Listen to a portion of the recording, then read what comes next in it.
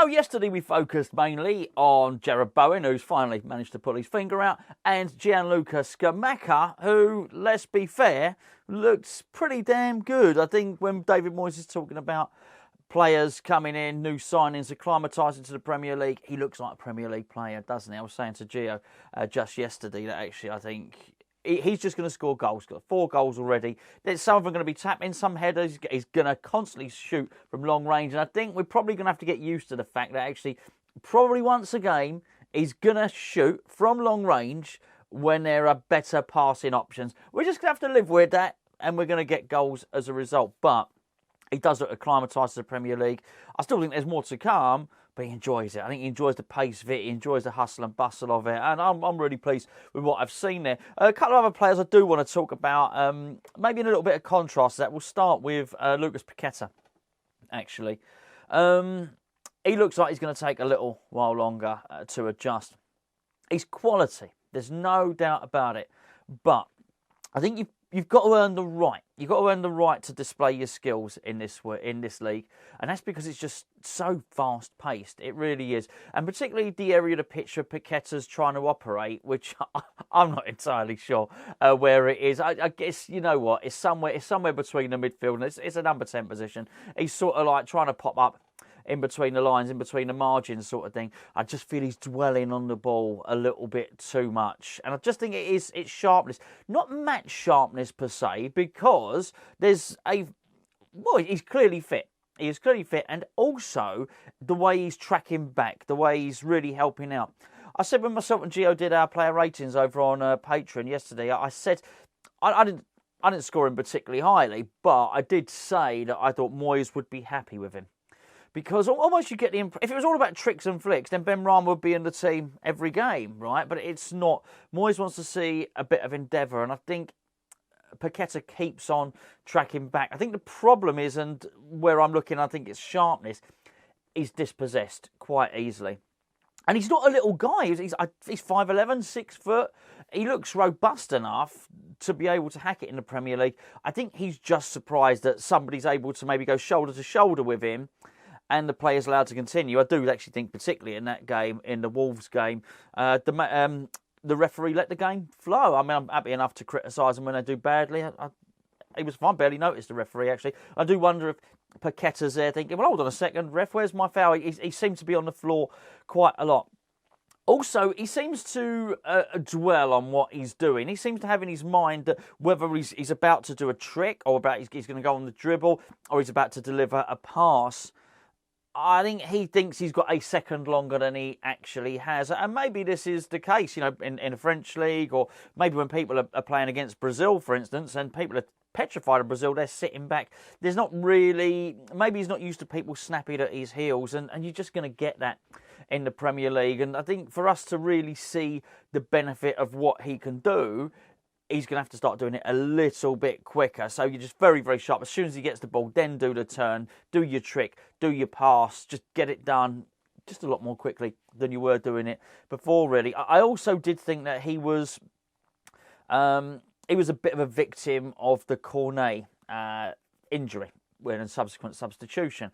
Because as I've maintained on many occasions, I think even though Fornals plays on the left, he's taken up an attacking position. He's not really an attacker. What I saw with that starting lineup, where you had Bowen on one side, Cornet on the other, and Scamacca in the middle, it was a bit like a front three. They were linking well. You remember the header that Cornet made to Scamacca? I thought they were linking one. I think stuff like that, when there's like a trio of attackers in front of him, is going to help Paqueta. The moment Cornet gets the injury, Fornals comes on, then I think it just affects the balance of the team, whereby we're going to do a bit more defending than we are attacking, and we were defending quite a lot in that game anyway. So I'm not sure the tactics particularly help Paqueta. I'm not writing him off or anything close to it, and I do think all of these things that he probably needs to do, they're all easily rectified. It's not like he has to learn technique or learn how to shoot or learn how to pass or learn how to dribble. He's already got it all. I think he's just got to get adjusted to the pace of the Premier League so he can just start doing it, as I say, just a little bit sharper, a little bit quicker. But I thought it was really, really good. Really pleased with what I saw from him. That's for sure there. The Cornet one, I was a little bit gutted about that. For two reasons. Number one, for Cornet, because I felt it started quite brightly, it started to link quite well. And then secondly, when the substitution was made, it's not for me to criticise David Moyes in this instance. You know, crikey, I not criticise him enough when we lose. What he did was right. He brought Fornells on, we won the game. That's absolutely fine. I was disappointed for Benrahma, though, it has to be said. Can I please point you in the direction of Hammers Chat's Patreon page? Let me just tell you a little bit about Hammers Chat. Basically, we've got two YouTube channels, the one you're watching now and the main channel, which you see Gio on a lot. And we've also got a Patreon page. Now, the Patreon page is basically a page where you pledge to support us each month, which helps us do this as a job. We've got three main income streams. We have got the adverts, which I know you have to suffer on all the channels that we have on YouTube, which is our free to view stuff. We also have channel sponsors like the wonderful ETC, who have been with us for ages. ETC are Hammers fans, by the way, which is why they stick with us. We've also got One Football and all that other stuff we advertise. But the one thing that enables us to keep going and doing this as a job, which in turn enables us to do all the free stuff as well, is our Patreon page. Now, we don't just ask you to give us money, we give you, what we like to think, we give you back some quality content as well. So, for instance, in the month of August, there are 31 additional videos on Patreon alone.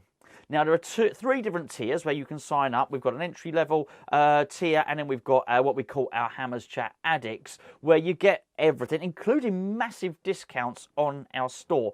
Now, we've had Harry Redknapp on last month. We've had Tony Cottee on, Tony Carr on. We've had West Ham Scouts. We've got Premier League referees. We've got two different podcasts. We've got breakfast shows, opposition previews, player ratings, Hammerlytics. Honestly, there is a load of additional. It's like a West Ham Netflix, but without the Stranger Things. On to Benrahma. I was gutted for him. I've got to be honest with you. I was gutted, and he has to start. He has to start in the Conference League. He just has to. And I still think that's a little bit of a climb down for him, because he'll be thinking, what have I got to do? What have I done wrong? Because I did think the first couple of games when he played on the left wing, he looked really sharp. I thought he was our best player. And then he's featured a couple of other times, but he hasn't really featured on the left wing. So it's almost like his best position was taken away from him. And then you saw it in this game, and against Wolves, and there was the position again, left wing. Now, I sort of got it. Cornet started, and I was pleased to see him start. I thought he looked good. But the moment Cornet was injured, Benrahma must have been thinking, oh, this is me, left wing. I've been the best left winger this season. I'm getting on there, let me get in there. And he brings on Fornells. He must have been absolutely gutted about it. And I do wonder, he's got to be quite a robust character, really, because it'd be so easy to be demotivated in such a situation. That would really annoy me. And I think it's hard for him to go knocking on the manager's door when the team have won, because he won't look like a team player, which I don't know. We know not all is rosy when players get left out, because Vlasic has said as much since he left. Also, Král has said as much since he left. Král said he used to be as professional as he could. He used to go in for training and used to try and do his level best as a professional. But what would happen is he would get, I can't remember the exact words, and some of it might have been lost in translation, but then at the training ground, training would finish, he'd go to the car park, he'd get in his car, and he would go mad, or he would just scream, or something like that. And that's not good when you've got players doing that. Vlasic has said sort of similar things, and I think you're really relying on players having a really robust personality to be able to sort of deal with that. I understand if people are crap, by the way, but it's not like Benrahma can even look back and think, well, hold on a second, I was crap. He's played well this season. I was a bit gutted for him. Moyes was right in this instance, but anyway, I hope he features a little bit more. I also think we'll deal with Souček more, because I've been rambling on ages already, but I think Souček played so well from a defensive point of view. Certainly, he gave the ball away too much, but Souček played so well. It's a little bit easier for David Moyes to turn around to Flynn Downs and say, look, mate, that's why you didn't play. Souček played so well, and I don't have any problem at all with Souček retaining his place in the side when he plays like that. But he's had the thing is with Souček, you wonder about him. He can have 4 or 5 crap games and still keep his place in the team, probably more than that. Whereas it almost feels like it doesn't matter whether it's Alex Král or it's Flynn Downs whoever it is, it doesn't matter. Even if he plays well or get man of the match like Flynn Downs did, you ain't getting in that team. I still do worry. Look, we've only won one game. We've got 3 points. I'm pleased about that. If we win against Fulham, I just think things start to look an awful lot better. I really do. But there is still a few nagging concerns. I don't think just because we've beaten Wolves, we've suddenly turned a corner and now West Ham are brilliant. No, I don't. I think there's still some issues there, and I still worry about that motivation of the players, about how David Moyes is going to deal with people like Flynn Downs and people like Benrahma.